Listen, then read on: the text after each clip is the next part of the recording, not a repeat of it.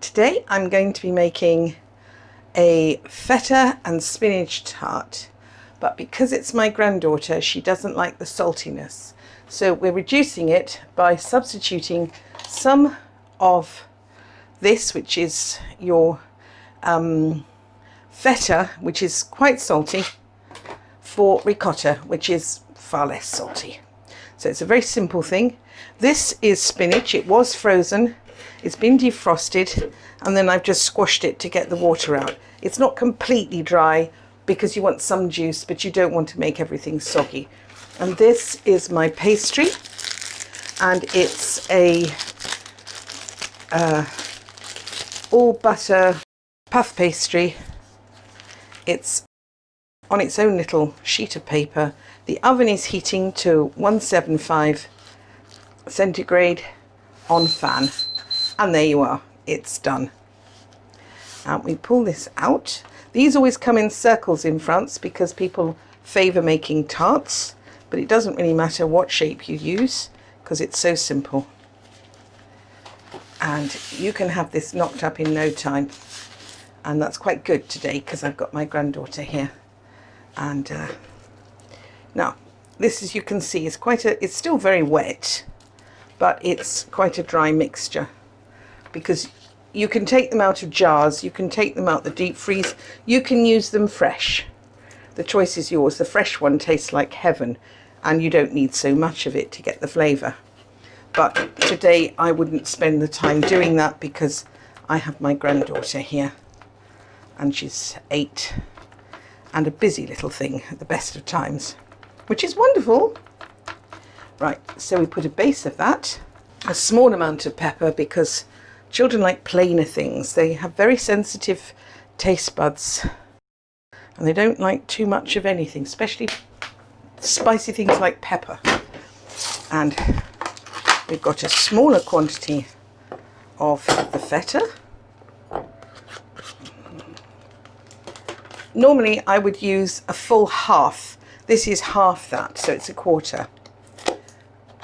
And I think almost all countries, they come in this sort of shape and size. Now they've started doing them half height in France, which is pretty small really, isn't it? This is about 25% the ricotta version I have here. And we just pop that in. It's just over half, but you could use half. It's just I'm using it up.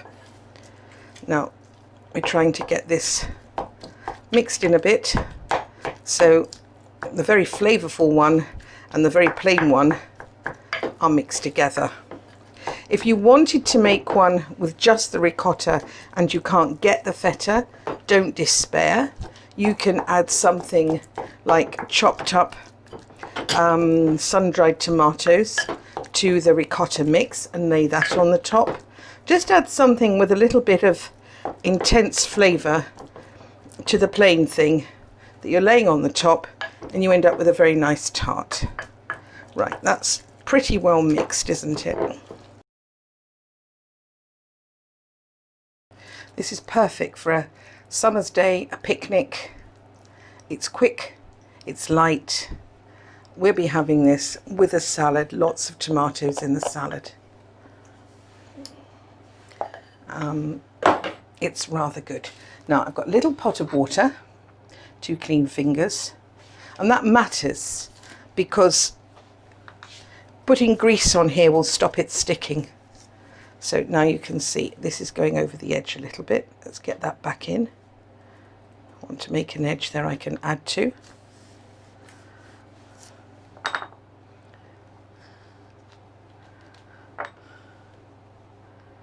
So all I'm doing is just adding dampness, which is how pastry sticks.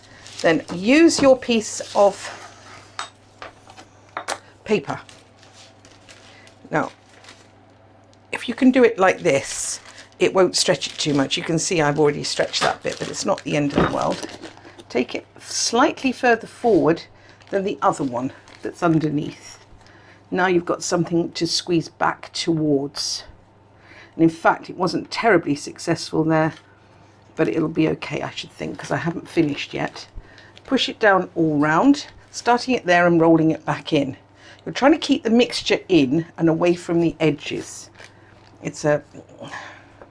Sometimes it's more successful than others, but that's the general feel. Now, we've got to get it off here, so I just peel it back off here and then roll it off.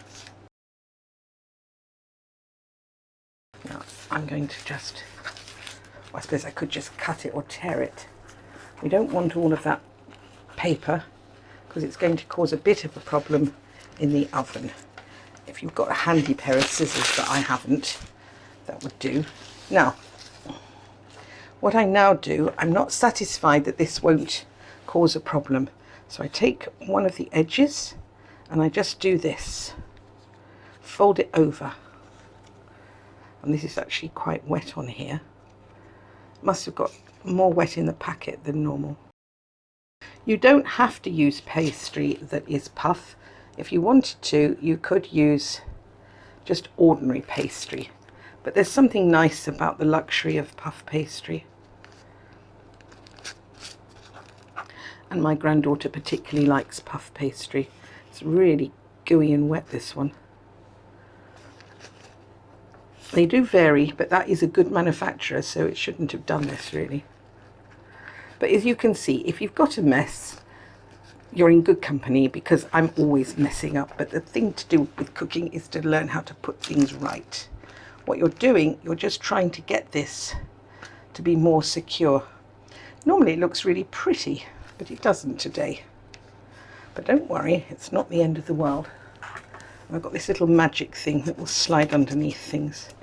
That helps. Right, now one thing that I would insist everybody does is just make some vent holes on the top. Because if you don't, it builds pressure, and of course it's going to ooze out the edges. It goes to the weakest point. You want the steam to escape. That allows your puff pastry to puff and crisp. And that's, after all, what you're trying to aim for. It may not be the prettiest, but it won't be very ugly, and it will taste like heaven. And she will like it, which is a nice thing.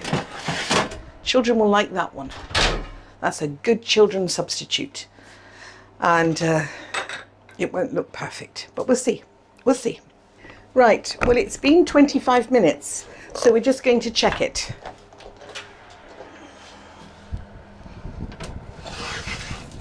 And I think that's beautifully cooked. 25 minutes. There.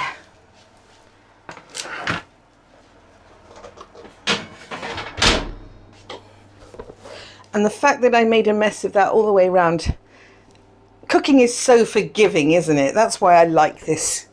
Whatever you do to it, if it tastes good, people don't know the mess that you made of anything.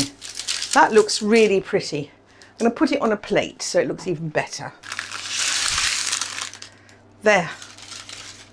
And the mess I made of that, no bother.